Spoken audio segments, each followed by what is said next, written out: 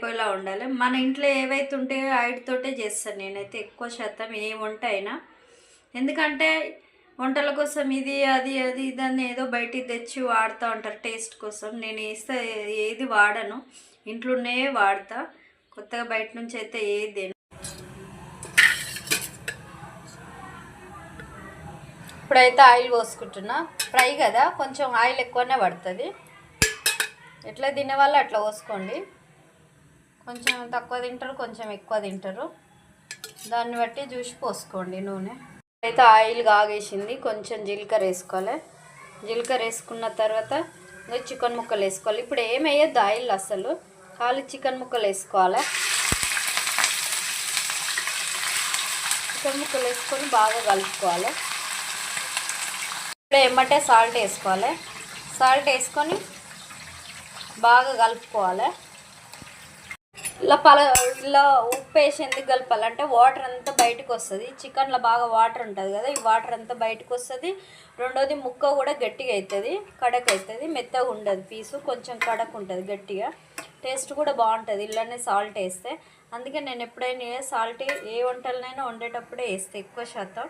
మంచి కలుపుకున్న తర్వాత ఇలా ఏం వేయవలసిన అవసరం లేదు. ఆ వాటర్ అంతా బయటకు వచ్చిన తర్వాత ఇప్పుడైతే మూత పెట్టుకోవాలి 5-10 నిమిషాలు. ఏమనొద్దు అసలు, అదే వాటర్ అంతా బయటకు వచ్చేస్తుంది. మనం మూత పెట్టేసుకుంటే అదే బయటకు వస్తుంది. వాటర్ చూడండి ఎట్లా వచ్చేసిందో. ఇంకా వాటర్ అంతా బయటికి వెళ్ళేయాలి.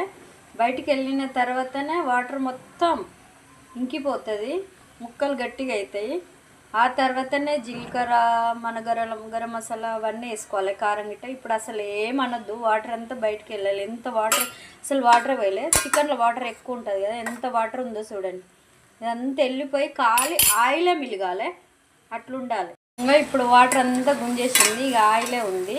ఇప్పుడు పసుపు, అల్లం పేస్ట్ వేసుకోవాలి.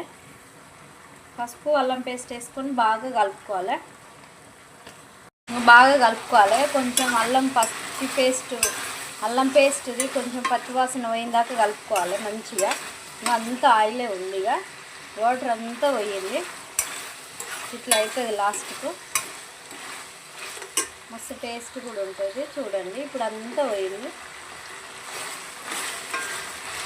అల్లం వేసినాం కదా, పచ్చి వాసన వెళ్ళేంత వరకు కొంచెం ఫ్రై చేసుకోవాలి. ఇంకా ఇప్పుడైతే ఏం వేయలే, ఖాళీ ఆయిల్, పసుపు, అల్లం వేసినాం. మంచి స్మెల్ వస్తుంది. ఇంకా కారం వేయలే, గరం మసాలా వేయలే, ఏం వేయలే, కానీ స్మెల్ అయితే బాగా వస్తుంది. అయితే కారం వేసుకోవాలి. ఎవరు తినంత అల్లు వేసుకోవాలి. కారం వేసుకొని బాగా కలుపు. కలర్ అయితే బాగా వచ్చింది కదా, మంచి కలిపేసిన. ఇప్పుడు మూత పెట్టుకోవాలి. మూత పెట్టుకొని ఒక 5 నిమిషాలు కారం, ఎందుకంటే ముక్కలు కట్టేయాలి. ముక్కలు కట్టేస్తే కొంచెం మంచి టేస్ట్ వస్తుంది. వేసేటివి మెయిన్ ఇలాచీలు, ఒక 2 ఇలాచీలు. కూర ఒక 5 నిమిషాలలో బంద్ చేస్తాం. మన ముందు ఈ 2 ఇలాచీలు వేసుకోవాలి. సూపర్ టేస్ట్ అవుతుంది. ఎందుకంటే నూనెలా బాగా ఫ్రై అవుతాయి కదా, ఈ ఫ్రై అయినాక మంచి టేస్ట్ వస్తాయి. ఇప్పుడు మంచిగా కలుపుకోవాలి. ఇంకా మంచిగా ఫ్రై అయినాయి మంచిగా. ఇప్పుడైతే కొంచెం గరం మసాలా వేస్తున్నా.